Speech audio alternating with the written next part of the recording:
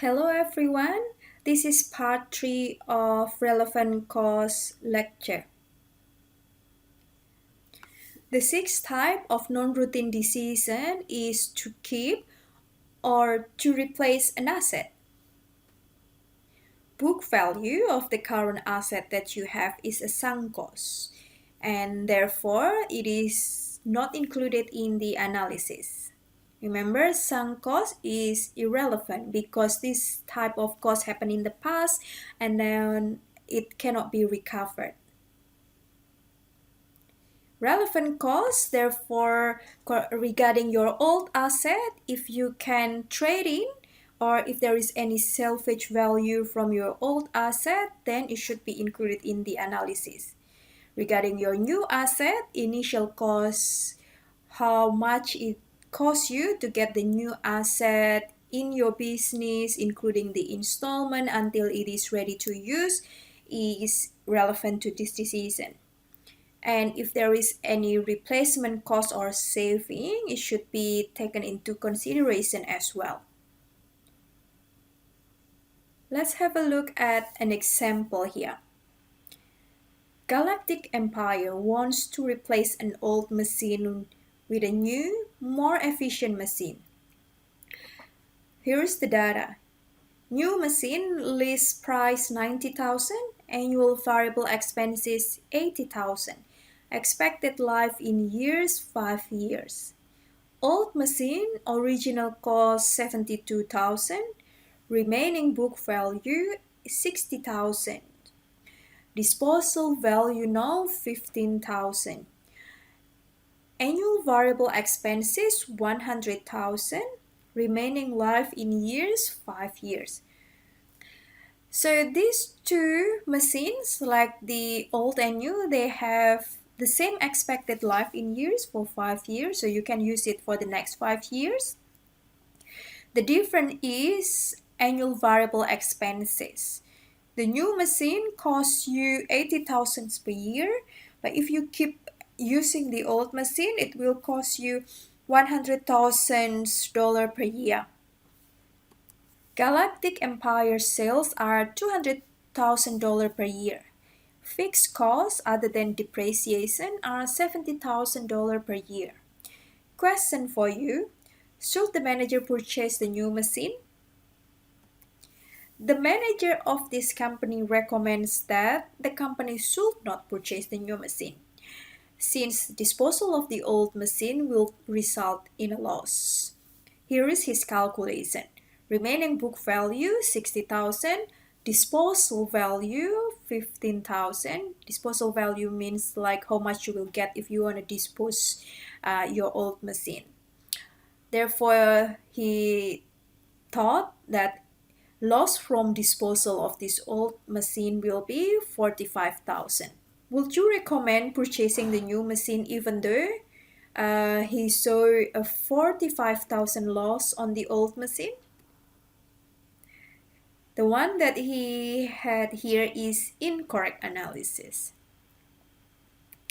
The correct one is, well, you need to do a comparison in terms of costs and revenues for the next 5 years.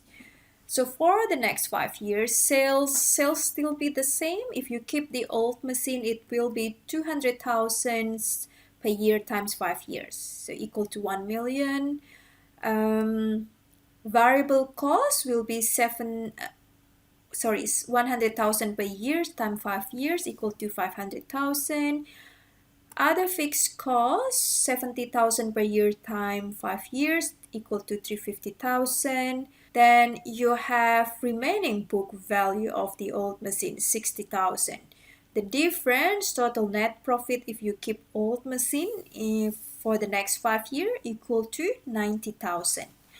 Now let's have a look at the second option. If you purchase new machine, sales still be the same, a total of 1 million. The difference is you will pay for less variable cost because 80,000 per year, because this new machine will be more efficient times 5 years equal to 400,000. The difference is 100,000. This is cost saving if you are to purchase a new machine. Other fixed cost 350,000, still the same. Now 90,000 is the total cost that will be depreciated over the 5-year period. Therefore, depreciation for new, the difference is 90,000. Depreciation for the old machine, it is a sunk cost and is relevant to the decision. Disposal for old machine, it is 15,000, so it is positive. The difference is 15,000 positive or cash inflows if you purchase new machine. Therefore, if you purchase new machine, total net profit will be 115,000. The difference compared to keeping the old machine equal to 25,000.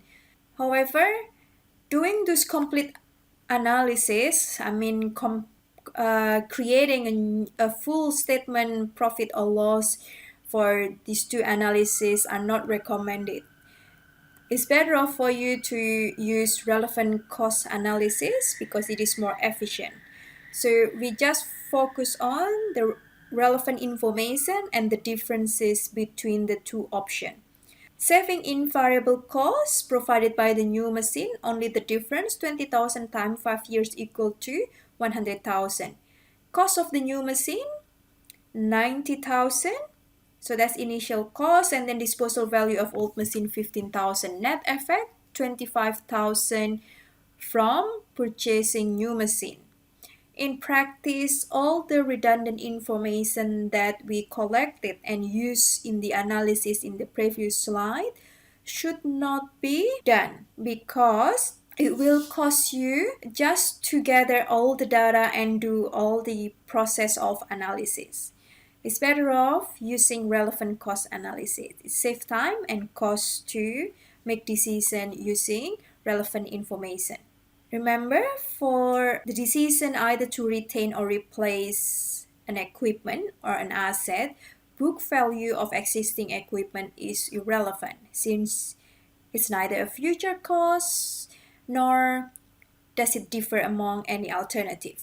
The disposal price of old equipment and the purchase cost of new equipment are relevant costs and revenue because they meet the two criteria of relevant information.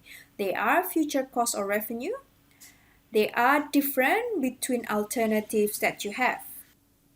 Now let's discuss higher quality operating decision.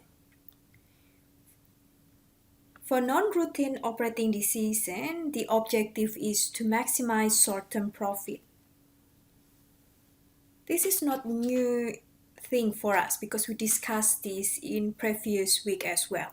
Managers will make higher quality decision when they use higher quality information and higher quality decision processes. So there are two aspects in making higher quality decision: the information itself and the decision process.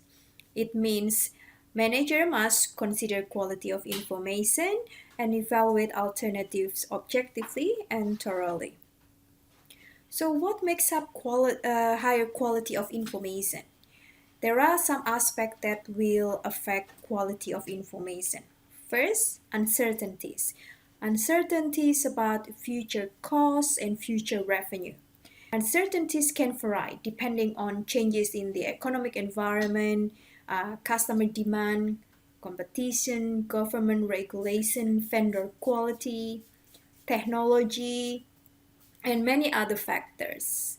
For instance, the global pandemic that we have at the moment. So this is one example of uncertainties that it's hard to predict.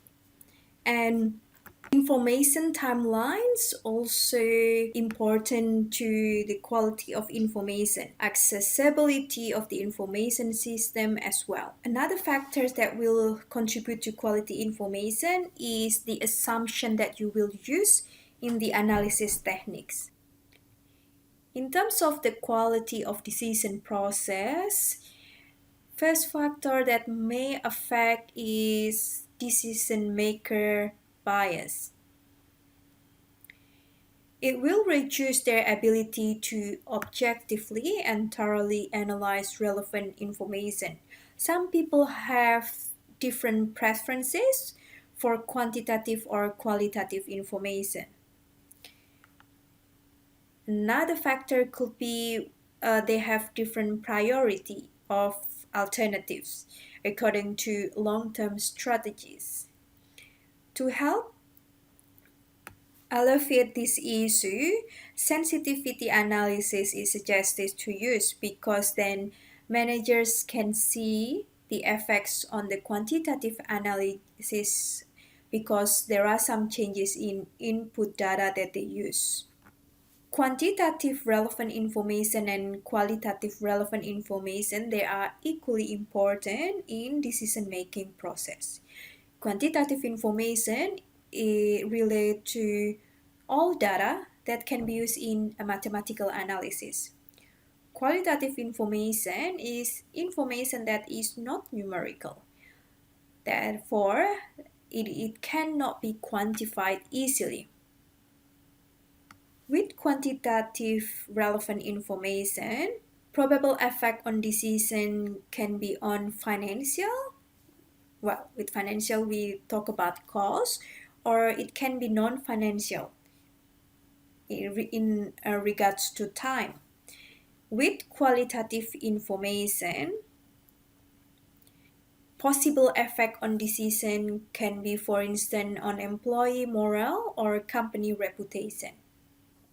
Note that qualitative factors will be different in every different type of decision making that you will address. Qualitative factors that affect the decision to outsource, for instance, it can include quality of the product or service and timelines of delivery. If the supplier market is competitive, it may be easy to ensure high quality because the organization can switch vendors when quality drops.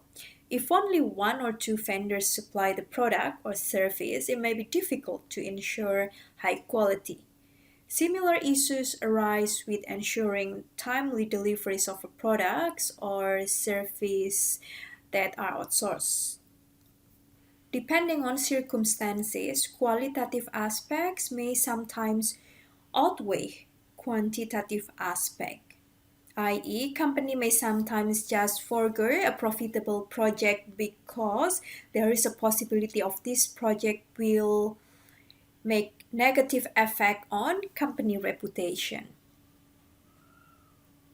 Another concept that is important in managerial accounting is called goal congruence.